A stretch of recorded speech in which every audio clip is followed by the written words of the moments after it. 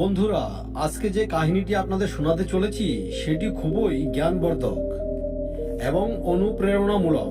বন্ধুরা, আজকে এই ভিডিওটিতে আপনারা জানতে পারবেন যে স্ত্রীর কোন তিনটি জিনিস একজন স্বামীর দেখা খুবই আবশ্যক।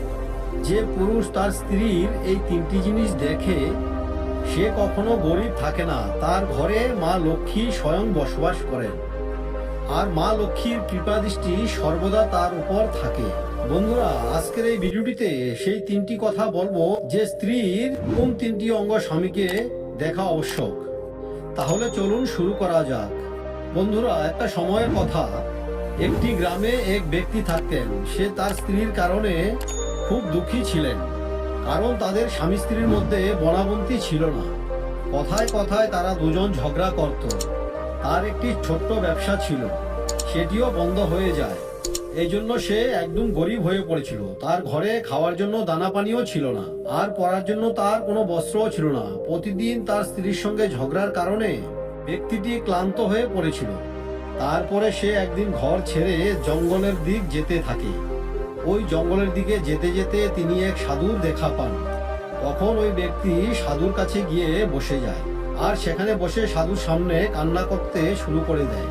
তখন ওই সাধু ওই ব্যক্তিকে বলে, হে পুত্র, তোমার কি হয়েছে? তুমি কেন কান্না করছো? আমাকে সব খুলে বলো। তখন ওই ব্যক্তি সাধুকে বলে, হে গুরুবর, আমার বাড়িতে আমার স্ত্রী এবং ছোট ছোট দুটো বাচ্চা আছে। আমার স্ত্রী আমার কোনো কথাই শুনে না। কথায় কথায় শুধু আমার সাথে সে ঝগড়া করে, যার কারণে আমার ছোট একটা ব্যবসা ছিল সেটাও বন্ধ হয়ে গেছে। আর এখন আমার ঘরে একটি দানাও নেই খাওয়ার জন্য, আর একটি বস্ত্রও নেই পরার জন্য। কিন্তু আমি আমার স্ত্রীকে বোঝাই যে লড়াই ঝগড়া না করতে, কিন্তু সে আমার কথা শুনতে নারাজ। আর প্রতিদিন আমার ঘরে ঝগড়া লড়াই হতেই থাকে। এই কারণে আমি খুবই দুঃখী আর ক্লান্ত হয়ে পড়েছি। আমি এই জন্য জঙ্গলের দিকে যাচ্ছিলাম আত্মহত্যা করার জন্য। তখন সাধু মহারাজ ওই ব্যক্তিকে বলে, হে পুত্র, তুমি শান্ত হও, কান্না বন্ধ করো। আজ আমি তোমাকে তিনটি জিনিসের কথা বলবো, আর যে পুরুষ তার স্ত্রীর এই তিনটি জিনিস দেখবে সে পুরুষ জীবনে কখনো গরিব থাকবে না, আর তার ঘরে ঝগড়া অশান্তিও হবে না, আর তার ব্যবসায় আয়োন্নতিও হবে।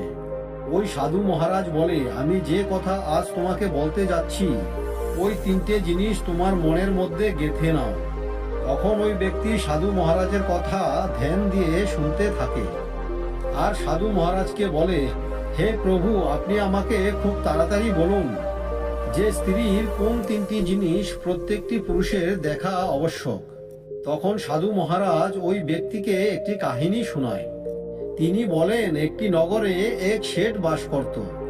ওই শেঠের অনেক বড় ব্যবসা ছিল। তার ঘরে শেঠ এবং তার স্ত্রী থাকত। ওই শেঠ এবং তার স্ত্রীর মধ্যে খুব ভালোবাসা ছিল। দুজন দুজনাকে খুবই ভালোবাসতেন। তাদের ঘরে কখনো লড়াই ঝগড়া হতো না। এই জন্য তাদের ঘরে সর্বদা লক্ষ্মী বসবাস করতেন, আর তাদের ব্যবসা দিন দিন বেড়েই চলেছে। ওই শেঠ এবং শেঠের স্ত্রীর মধ্যে এতটাই প্রেম ছিল যে তাদের প্রতিবেশীদের দেখে হিংসা হতো। ওই শেঠ এবং শেঠের স্ত্রীর প্রেমের কথা সমস্ত নগরের লোক জানত। এমন করতে করতে ওই শেঠ এবং শেঠের স্ত্রীর প্রেমের কথা রাজার কানে গিয়ে পৌঁছায়। ওই শেঠ এবং শেঠের স্ত্রীর প্রেমের কথা যখন রাজার কাছে গিয়ে পৌঁছায়, তখন রাজা তাদের প্রেমের প্রশংসা করতে থাকে। আর তিনি তখন বলেন যে আমাদের নগরে একজন পুরুষ এবং একজন স্ত্রী এমনও আছে যাদের ঘরে কখনো লড়াই ঝগড়া হয় না। দুজন দুজনার মধ্যে এতটাই প্রেম ছিল যেটা জীবনে কেউ কখনো দেখেনি। তারপর রাজা একবার তার নগরে প্রচার করেন যে আমার নগরে যত লোক আছে তারা সবাই প্রত্যেকে সন্ধ্যাবেলা প্রদীপ জ্বালাবে। তখন রাজামশাই রানী রাজাকে জিজ্ঞাসা করেন, হে মহারাজ, আপনি কেন প্রত্যেকের ঘরে প্রদীপ জ্বালানোর চেষ্টা করছেন? রাজা রানীর কথা শুনে রানীকে বলেন যে প্রদীপ হলো ভালোবাসার চিহ্ন। যার ঘরে প্রদীপ জ্বলে তার ঘরে সর্বদা প্রেম বিরাজ করে। এবং আমি চাই যে প্রেম শেঠ এবং শেঠের স্ত্রীর মধ্যে আছে সেই রকম প্রেম আমার পুরো নগরে এবং আমার পুরো রাজ্যে সকল স্বামী স্ত্রীর মধ্যে থাকুক। এই জন্য আমি প্রত্যেকের ঘরে প্রদীপ জ্বালাতে চাইছি। তারপরে রাজার সৈন্য পুরো নগরে প্রচার করে দেয়, যে বলে সারা রাত্রি সবার ঘরে প্রদীপ জ্বালিয়ে রাখতে হবে। রাজার কথা শুনে সকল নগরবাসী নিজের ঘরে প্রদীপ জ্বালায়, কিন্তু যখন মধ্যরাত্রি হয় তখন সকল ঘরে প্রদীপ নিভে যায়, কিন্তু ওই শেঠের ঘরে প্রদীপ নেভে না, কারণ প্রদীপ ভালোবাসার চিহ্ন। আর যে শেঠের স্ত্রী ছিলেন তিনি সর্বদা প্রদীপ জ্বালিয়ে রাখতেন, যাতে সে শেঠ এবং শেঠের স্ত্রীর প্রেম অখণ্ড থাকে। বন্ধুরা, যে শেঠের স্ত্রী ছিল তিনি সবসময় নিজের মনের মতো চলতো, তার যেটা মনে হতো তিনি সেটাই করতেন, কিন্তু শেঠের কখনোই কোনো অভিযোগ ছিল না, কারণ ওই শেঠ খুবই বুদ্ধিমান ছিলেন। তিনি ভাবতেন যে আমি যদি আমার স্ত্রীকে আটকাতে যাই আর তার বিরুদ্ধে যাই, তাহলে শুধু ঘরের মধ্যে ঝগড়া অশান্তি হবে। এই জন্য শেঠ তার স্ত্রীকে নিজের মনের মতোই চলতে দিত আর তার কোনো কাজেই বাধা দিত না। আর ওই শেঠ এই জন্যই তাকে বাধা দিত না, যাতে তাদের প্রেম অখণ্ড থাকে। একদিন রাজা আর তার স্ত্রী ছাদের উপর দাঁড়িয়ে নগরের পরিস্থিতি দেখছিলেন। তখন রাজা এবং রানী দেখেন যে তার পুরো নগর অন্ধকার, কিন্তু একমাত্র শেঠের ঘরটি ছিল আলোকিত, শুধুমাত্র তার ঘরেই প্রদীপ জ্বলছিল। তখন রাজা রানীকে বলেন যে দেখো রানী, শেঠ এবং তার স্ত্রীর মধ্যে কতটা প্রেম। সবার ঘরে প্রদীপ নিভে গেছে, কিন্তু শেঠের ঘরে প্রদীপ এখনো জ্বলছে। এর মানে এটাই যে তাদের মধ্যে গভীর প্রেম। তখন রানী রাজাকে বলেন যে মহারাজ, শেঠ এবং তার স্ত্রীর মধ্যে যে প্রেমটি আছে তার কারণ হলো শেঠের স্ত্রী, তিনি হলেন খুবই বুদ্ধিমতী। যখন রাজা রানীর এই কথাগুলি শুনেন তখন তিনি বলেন, না রানী, এখানে বুদ্ধিমতী শেঠের স্ত্রী নয়, এখানে বুদ্ধিমতী হলো শেঠ, যার কারণে তার ঘরে কখনো ঝগড়া অশান্তি হয় না। রানী বলেন শেঠের স্ত্রী বুদ্ধিমতী, আর রাজা বলেন না, শেঠ বুদ্ধিমান। শেঠ এবং শেঠের স্ত্রীর কথা নিয়ে রাজা এবং রানীর মধ্যে তর্কাতর্কি শুরু হয়ে যায়। তখন রাজা বলেন যে দেখো, আমাদের মধ্যে তর্ক বিতর্ক করে কোনো লাভ নেই, চলো আমরা তাদের একটি পরীক্ষা নেই, আর এই পরীক্ষা যে পাশ করবে সেই হলো আসল বুদ্ধিমান। রাজা এবং রানী দুজনেই একমত হয়ে তাদের পরীক্ষার জন্য তৈরি হয়ে যায়। তখন রাজা রাজমহলে যায় এবং দাসীকে ডাকেন, আর তিনি দাসীকে বলেন যে ওই শেঠের কাছে যাও, আর যে যে প্রশ্ন আমি তোমাকে বলেছি সেটা গিয়ে তুমি ওই শেঠকে বলবে। তখন দাসী বলে ঠিক আছে মহারাজ। তখন ওই দাসী রাজার কাছে শুনে ওই শেঠের কাছে যায়। আর যখন ওই দাসী ওই শেঠের কাছে যায় তখন ওই শেঠের স্ত্রী তখন বাজারে কিছু কেনাকাটা করার জন্য যায়। ওই দাসী শেঠের কাছে গিয়ে বলে যে শেঠজি, আমি রাজমহল থেকে এসেছি, রাজা মশাই আমাকে পাঠিয়েছেন। তখন ওই শেঠ দাসীকে বলেন যে বলুন, আমি আপনাকে কিভাবে সাহায্য করতে পারি। আপনি বসুন, আমি আপনার জন্য ভিতর থেকে জল নিয়ে আসছি। তখন দাসী ওই শেঠকে বলে, না শেঠজি, আমি রাজার দাসী, আমি শুধুমাত্র রাজা বলার কথা আপনাকে বলতে এসেছি। তখন ওই শেঠ বলে ঠিক আছে দাসী, আপনি বলুন রাজামশাই আপনাকে আমার কাছে কেন পাঠিয়েছেন।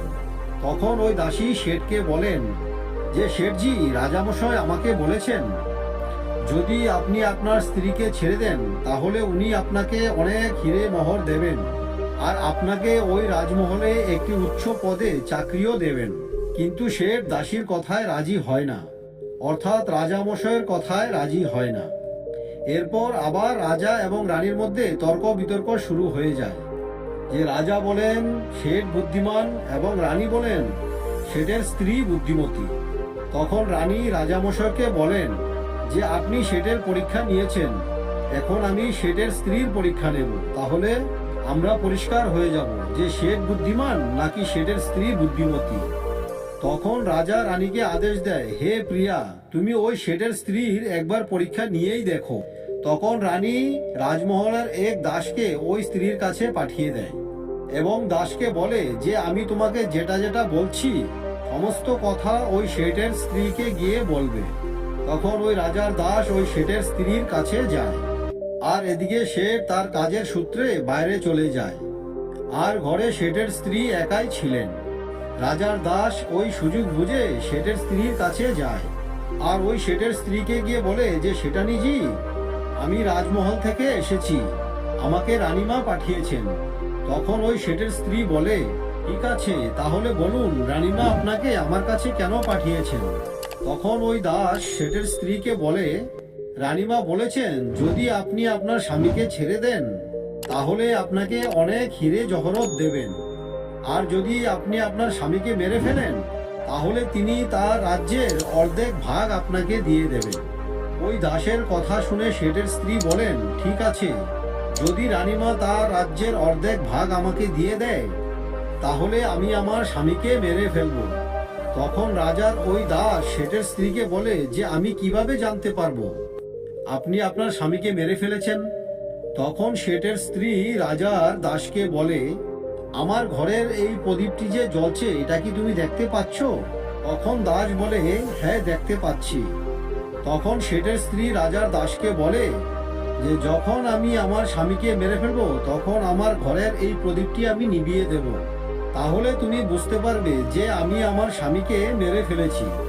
তখন দাস ওই শেঠের স্ত্রীর কথা শুনে রাজমহলে ফিরে যায়। রাজা এবং রানীকে সমস্ত কথা বলে। শেঠের স্ত্রীর কথা শুনে রানীমা আশ্চর্য হয়ে পড়ে, আর রানীমা স্ত্রী জাতির প্রতি ঘৃণা করতে শুরু করে।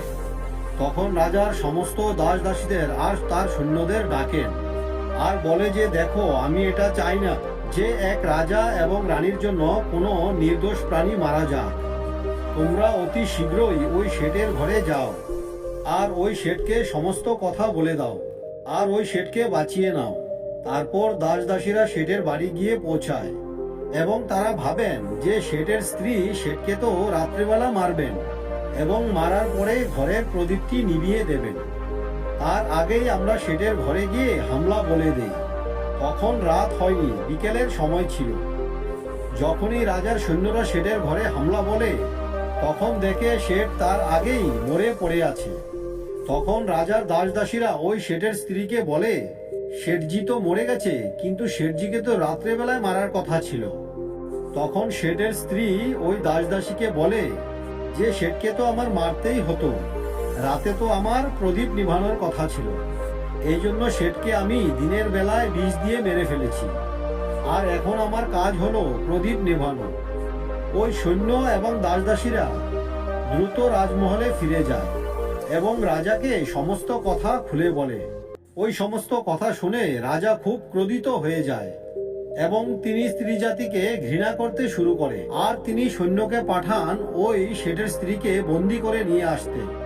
তারপর রাজার সৈন্যরা ওই স্ত্রীকে বন্দি করে রাজদরবারে নিয়ে আসে।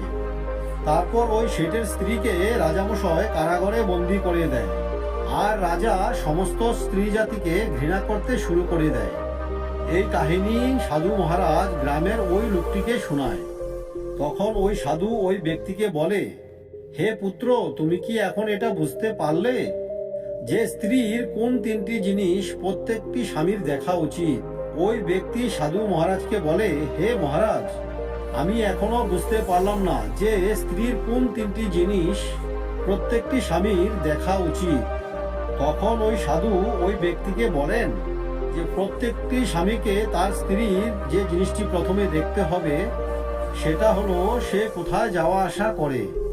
যে পুরুষ তার স্ত্রীর এটা দেখা করে যে তার স্ত্রী কোথায় যাওয়া আসা করে, তাহলে তাদের মধ্যে কখনো লড়াই ঝগড়া হবে না, কারণ সে তার স্ত্রীকে নিয়ন্ত্রণ করতে পারবে। দ্বিতীয় কথা যেটি হলো প্রত্যেকটি পুরুষকে দেখতে হবে সেটা হলো তার কথা বলার ধরন। স্ত্রী তার স্বামীকে সম্মান করে না অসম্মান করে, সে তার স্বামীর কথা শুনে না স্বামীর কথা শুনে না। যে স্ত্রী তার স্বামীর কথা মানে না, নিজের স্বামীর সম্মান করে না, তাহলে সে স্ত্রী তার স্বামীর সাথে যা ইচ্ছা তা করতে পারে, যেমনটা ওই শেঠের স্ত্রী শেঠের সাথে করেছিল। তৃতীয় যেটা প্রত্যেকটি পুরুষকে তার স্ত্রীর মধ্যে দেখতে হবে তা হলো তার চালচলন কেমন। যে পুরুষ তার স্ত্রীর চালচলন দেখে, যদি তার চালচলনে পুরুষ খুশি না হয় তাহলে তার চালচলনকে নিয়ন্ত্রণে আনতে পারবে, তাহলে তার ঘরে কখনোই লড়াই ঝগড়া হবে না। বন্ধুরা, যে স্ত্রী তার ঘরে নিজের ইচ্ছা মতো চলে, স্বামীর কথা মানে না, তাদের ঘরে এরকম সমস্যা আসতেই থাকবে। এবং তিনটি জিনিস আপনাকে প্রথম থেকেই দেখতে হবে।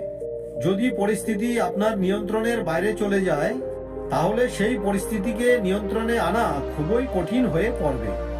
তাই এই তিনটি জিনিস আপনাকে প্রথমেই ধ্যান দিতে হবে। বন্ধুরা, এই তিনটি জিনিস সাধু মহারাজ ওই ব্যক্তিকে বলেন এবং ওই ব্যক্তি এই তিনটি জিনিস নিজের মনের মধ্যে গেঁথে নেয় এবং সাধু মহারাজকে প্রণাম করে ঘরে ফিরে যায়। বন্ধুরা, আশা করি এই কাহিনী থেকে আপনারা অনেক কিছু শিখতে পেরেছেন। বন্ধুরা, ভিডিওটি যদি ভালো লাগে তাহলে একটি লাইক করবেন আর চ্যানেলটিকে সাবস্ক্রাইব করে পাশে থাকা বেল আইকনটি প্রেস করে দেবেন। তাহলে দেখা হচ্ছে আবার পরের কোনো মোটিভেশন ভিডিও নিয়ে। ততক্ষণ সুস্থ থাকবেন, ভালো থাকবেন। ধন্যবাদ।